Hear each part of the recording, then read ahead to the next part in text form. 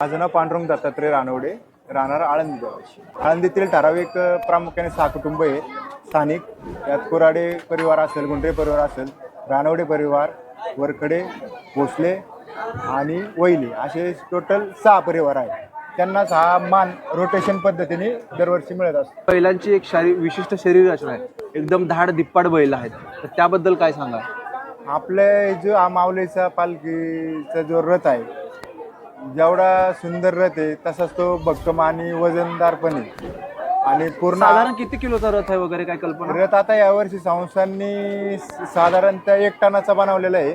पण त्याच्यात पालखी वगैरे धरून आमच्या अंदाजे 2 टन ते 2200 किलो पर्यंत त्याचा वजन जात असेल. बर बर. व्यायाम कशा पद्धतीने केला जातो?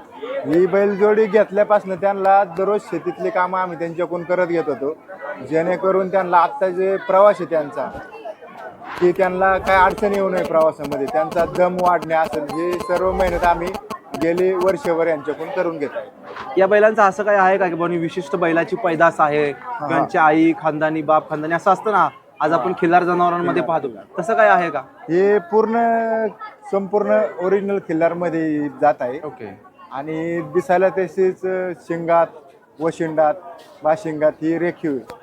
त्याचा रोज खाद्य खुराक वगैरे कसं काय असतं? त्यांना त्यांच्या खुराकामध्ये मक्याचा बारडा, सरकी पेंड, शेंगदाणा पेंड किंवा गव्हाचं पीठ हे त्यांना दैनंदिन मध्ये दररोज 2 टाइम चालू असतं. खरं तर हा इतका मोठा सेवेचा मान सर तुमच्या कुटुंबियांना मिळतो. लोक हजारो किलोमीटरची वारी करण्यासाठी येत असतात आणि तिथे तुमचे बैल जोडी असते, ज्याला आपण नंदी म्हणतो. काय सांगाल याबद्दल? तर हे आमच्यासाठी भाग्याची गोष्ट आहे आणि माऊलींचं सारथ्य या जोडीवर आहे, त्याचा आम्हाला सार्थ अभिमान आहे. तर मला एक सांगा, यांचा व्यायाम कसा होतो? एवढा मोठा रथ ओढणं म्हणजे शेतीच्या कामावर तर नाही, शेतीचं काम. तर व्यायाम कसा असतो जरा व्यायाम त्यांना आम्ही गेले वर्षभर बैलगाडी असेल त्याच्यात आम्ही पूर्णतः एक 700 ते 800 किलो माती भरली होती या बैलगाडीमध्ये. आणि दररोज सकाळचे 3 तास, संध्याकाळचे 3 तास आम्ही आमच्या शेतामध्ये पूर्ण राऊंड मारत असेल.